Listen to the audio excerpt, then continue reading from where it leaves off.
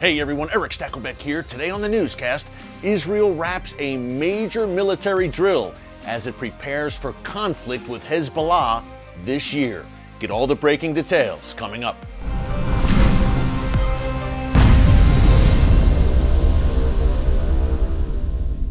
Hey folks, Erick Stakelbeck here. Welcome to the Watchman Newscast. We've got a Wars and Rumors of Wars update for you today. We've been telling you over the past few weeks how Iran has conducted major military drills in the air, on the ground, and at sea, launching long-range, short-range, and mid-range missiles as the Iranian regime attempts to send a message to Israel and the United States. Now, Israel has conducted a major military drill of its own. Operation Lightning Storm just wrapped up. It took place in northern Israel along the Lebanon border on Tuesday, February 9th and Wednesday, February 10th. The Israel Defense Forces say it was a great success, and the goal of Operation Lightning Storm was to prepare for a future conflict with Hezbollah, which may not be too far off. Hezbollah, of course, Iran's most lethal proxy. In this drill, the IDF was at Hezbollah's doorstep. Southern Lebanon is where Hezbollah lives, breathes, and rules with an iron fist. This IDF operation involved the Israeli Army, the Navy, the Air Force, Israeli intelligence, the Israeli Cyber Division, Israeli police. So folks, all hands were essentially on deck, and for good reason, because Hezbollah and the potential of conflict with Hezbollah this year, 2021, is very likely. More on that in a minute. But I've been to these IDF drills, folks, for the Watchman TV show. I have filmed, I've been kind of embedded, I guess you would say, with the IDF in these drills, filming and interviewing the various IDF officers and generals. And I can tell you, this is serious business. I've been in these drills along the Israel-Syria border in particular, and early morning, late at night, tank drills, live fire drills. This is serious business. These are simulations for war. This is not just people kind of running around and shooting and having a good laugh. These are serious battlefield simulations that the IDF does really on a regular basis.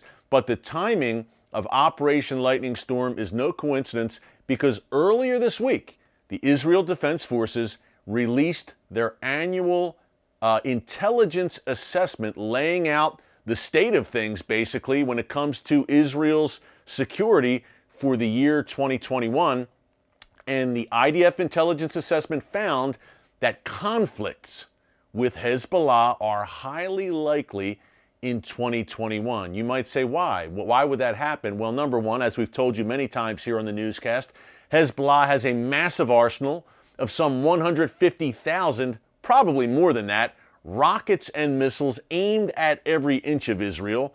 Secondly, Hezbollah, over the years, Hezbollah leader Sheikh Hassan Nasrallah in particular, has made a lot of noise about potentially invading northern Israel, some kind of small-scale, probably, incursion into the northern Galilee, seizing Israeli villages. This is a very serious threat, and the IDF does not see it as some kind of joke or bluster from Hezbollah. They take it seriously, and the seriousness of it came to the forefront even more, if you remember, folks. And we talked about this on the Watchman TV show. We were on the Israel-Lebanon border covering it.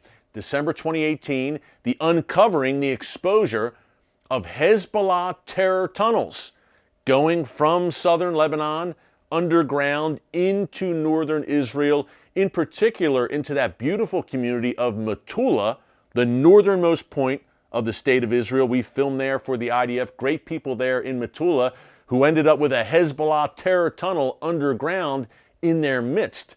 Thank God it was uncovered, but you get the idea, right?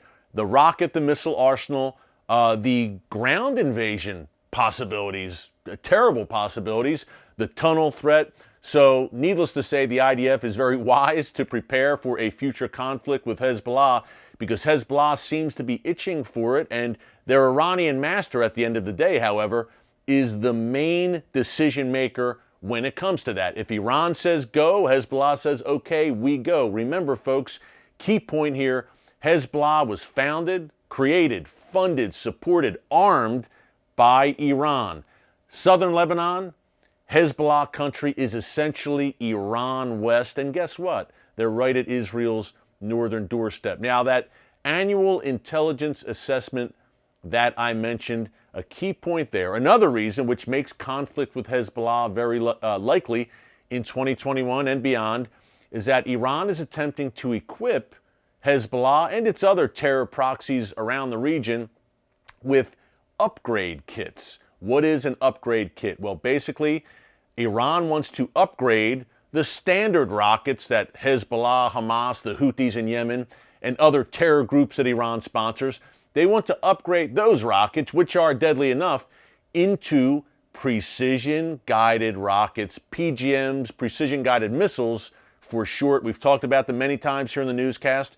Other than the Iran nuclear program, the Israel Defense Forces consider these precision-guided missiles the greatest threat facing the Jewish state.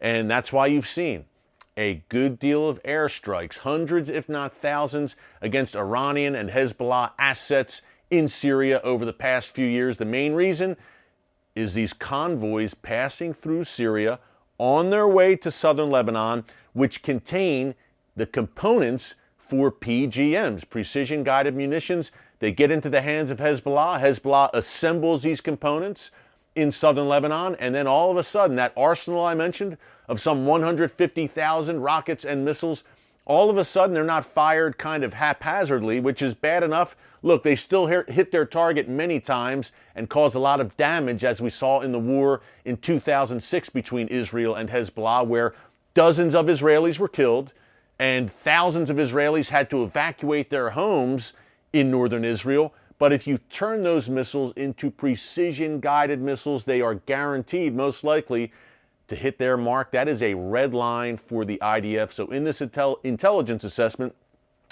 they stressed the PGM threat. And when they talked about conflict with Hezbollah, an interesting thing here, folks, conflicts, plural, is how it was framed in this IDF intelligence assessment. Maybe not a full-scale war with Hezbollah, but skirmish, more than skirmishes, I would say. Think about the IDF in Gaza, how in Hamas in Gaza, how they've gone at it over the past 13 years. Every few months, a major flare-up, rockets launched at Israeli civilians. The Israel Defense Forces respond to defend their people. Perhaps something like that. We've seen some inklings of that over the past few weeks. Last week, we reported here on the newscast, Hezbollah fired at an Israeli drone that passed over Lebanon airspace. And we have Hezbollah incursions, attempted incursions into Israel over the past several months. Remember, Hezbollah is still hell-bent on revenge over the death of one of its fighters back on July 20th, 2020, over half a year ago now, but Hezbollah did not forget. One of their fighters was killed in an Israeli airstrike in Syria back in July, and they are still breathing threats of revenge. Not only that, of course, the deaths of Qasem Soleimani.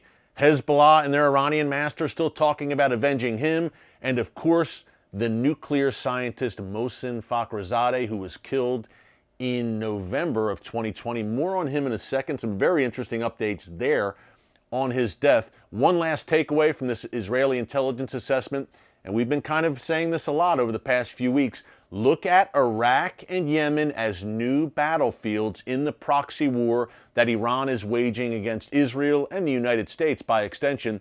The Houthis in Yemen and the various radical Shia militias that are under Iranian control in Iraq, these are now places that Iran, or entities that Iran is trying to equip not only with deadly attack drones, but with these precision-guided missiles and all forms of weaponry. So now Israel doesn't have to be concerned, has to be concerned not only about its immediate borders, Hamas and Palestinian Islamic Jihad in Gaza, Hezbollah in Lebanon, various radical forces in Syria, all at their doorstep. Now the IDF also has to be concerned about Iraq and Yemen, which are thousands of miles away, but they are concerned and they are preparing. Now, one last point before we go. I mentioned Mohsen Fakrizedah, the father of the Iranian nuclear bomb, their nuclear mastermind, taken out outside of Tehran, the Iranian capital, back on November 27th, 2020, a few months ago now. Iran has blamed Israel They are vowing revenge against Israel. Again, that's one reason why Israel is holding these military drills and on high alert constantly. But now we had a report come out in Israeli media yesterday saying that, now let me preface it by saying Israel never claimed responsibility for Fakhrizadeh's death, but with this new report, it provided some details, again, from the Israeli media, that Fakhrizadeh, this is pretty interesting, folks, was killed by an Israeli Mossad team that was on the ground in Iran with the help of some anti-regime Iranians, was killed by an automated 1-ton gun. According to this report, and again, Israel has never claimed responsibility for Fakhrizadeh's death and most likely never will. That's Israel's MO with operations like this. But according to this report, this gun, the parts of this gun were smuggled into Iran.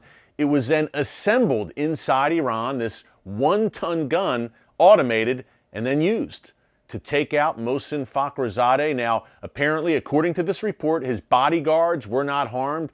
He was the main target, and they hit their target, and he was surveilled for at least 8 months before the hit in November, and everyone involved in it got out of Iran safely. So very interesting. It echoes back in 2018, that daring Mossad operation, once again inside Iran, where the Mossad agents were able to smuggle out vital Iranian information on the Iranian nuclear weapons program. Benjamin Netanyahu shared it with the world, obviously, in the spring of 2018.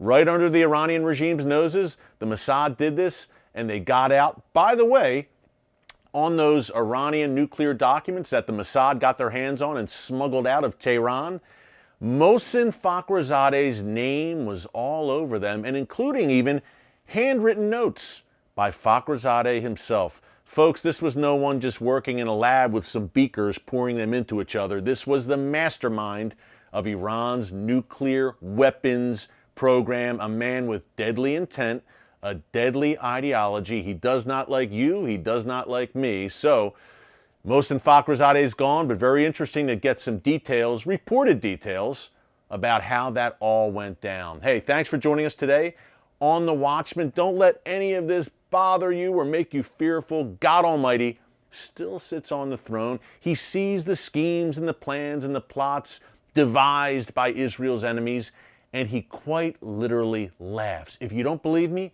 read Psalm 2. I'll leave you with that. We'll see you tomorrow. God bless you. And remember, never hold your peace.